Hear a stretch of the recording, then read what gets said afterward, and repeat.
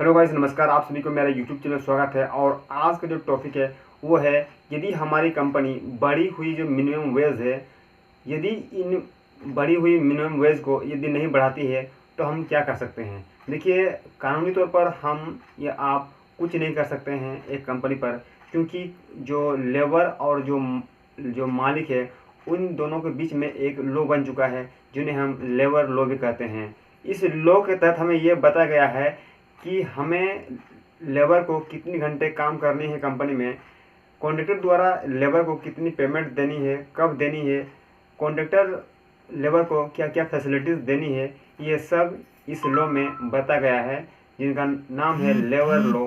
इससे हम इस तरह की जानकारी हम पा सकते हैं।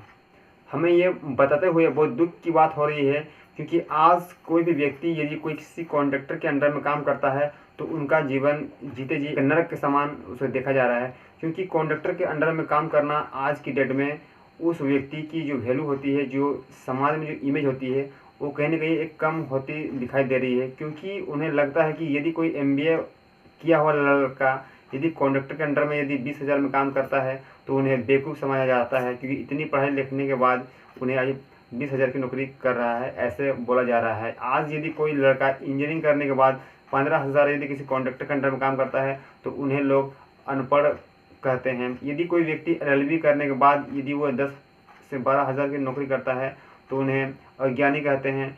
यदि कोई B.Ed किया हुआ शिक्षित व्यक्ति यदि किसी प्राइवेट स्कूल में 5 से 7,000 की अगर नौकरी करता है तो उन्हें महामूर्ख व्यक्ति कहा जाता है।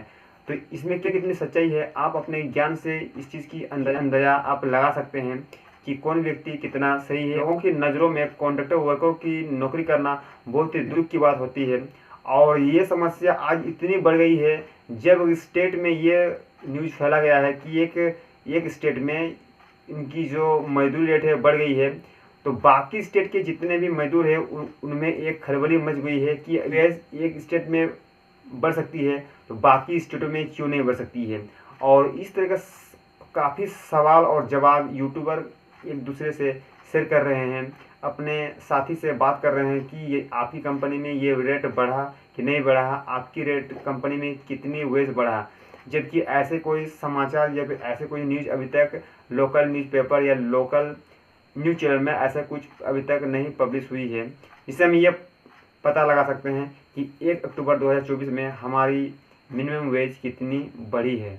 अभी की स्थिति में अभी कॉन्ट्रैक्टर की नौकरी यदि हम कर रहे हैं, अब इस स्थिति में अब मैं ये जो दोष हूँ मैं किसको दूँ, मैं किसी कंपनी को दोष दूँ या किसी गवर्नमेंट को दोष दूँ या मैं ये दोष खुद लूँ, ये एक अहम सवाल है अपने आप से पूछने के लिए।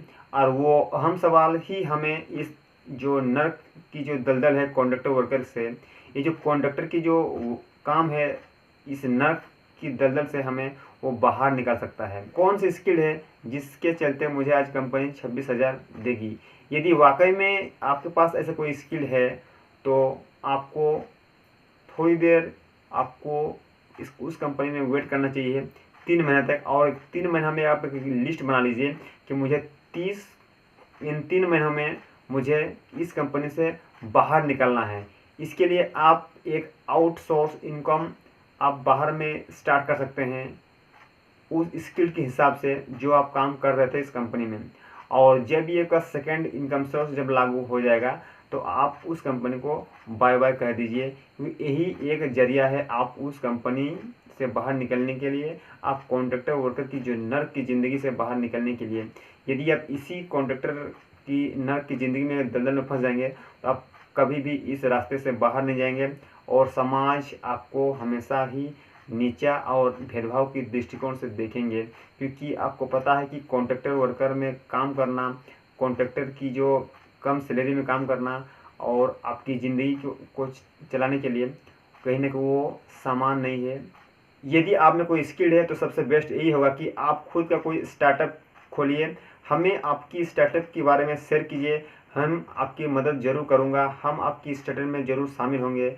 और यदि आप कोई एजुकेशन सिस्टम से यदि आप बिलोंग करेंगे या फिर एजुकेशन सिस्टम में यदि आप जुड़ना चाहते हैं तो आप हमें कॉन्टैक्ट ज़रूर कीजिए मेरे को फेसबुक में या फिर इंस्टा आईडी में, जिनमें हम और आप मिलके हम एक बॉन्डिंग बना सकते हैं और एक दूसरे से एक स्टार्टअप की की जो जर्नी है उसको हम लोग शुरू कर सकते हैं। ठीक है, आज लोगों का काम है कहना, हमें कहने दीजिए कि आप इंजीनियरिंग किए हैं, आप एमबीए किए हैं, आप एलएलबी किए हैं, आप कॉन्ट्री लेवल में काम कर रहे हैं, उनका काम है कहना, आप कहने दीजिए। आप खुद का स्टार्टअप कीजिए और इस दलदल से बाहर हो जाइए। यही बेस्ट तरीका होता है एक स्टेप से दूसरे स्टेप जाने के लिए। अपने मन में एक माइंडसेट पैदा कर लीजिए कि हमें कॉन्ट्रैक्टर की नौकरी नहीं करनी है, क्योंकि कॉन्ट्रैक्टर की नौकरी में हमेशा से ही भेदभाव होते आ रहा है। यदि भेदभाव नहीं है तो बड़े बड़े कंपनियों में कॉन्ट्रैक्टर लेबर को हायर क्यों करती है? आप मेरे को ये बताइए, ये कोई बड़ा कंपनी में कॉन्ट्रैक्टर लाने की क्या ज़रूरत थी? हमें कॉन्ट्रैक्टर हायर इसलिए किया गया है ताकि कॉन्ट्रैक्टर किसी लेबर को हायर करेगा और उस लेबर को कंपनी कम सैलरी में काम करवाएगा। उन्हें अनस्किल, सेमी स्किल, स्किल्ड और हाई स्किल के नाम पर उन्हें दौड़ाते रहेगा। अपना टाइम पे टाइम उन्हें काम लेगा, जिनसे एक वर्कर की हमेशा से ही शोषण किया जा रहा है, ऐसा मेरा मानना है। कुछ कुछ कंपनियों में तो ये भी देखा गया है कि जो व्यक्ति अनस्किल में रखा गया है वो स्किल लेवल काम कर लेता है या हाई स्किल लेवल काम कर लेता है, जबकि कुछ व्यक्ति स्किल या हाई स्किल होने के बावजूद भी उस अनस्किल टाइप्स के वर्क को नहीं कर सकता है। आज वे अनस्किल इसलिए रह चुके हैं या फिर इसलिए वो अनस्किल है क्योंकि कंपनी उन्हें नहीं चाहती कि मैं उसे स्किल का रेट दूँ या फिर उसे हाई स्किल का रेट दूँ। इसीलिए इस दलदल से बाहर आने का सिर्फ एक ही रास्ता है कि आप इस दलदल से बाहर आइए। किसी भी आउटसोर्स से आप इस कॉन्ट्रैक्टर से बाहर निकलिए। आज में सबसे बड़ा जो एग्जांपल है वो है आपका खुद का स्किल को डेवलप कीजिए।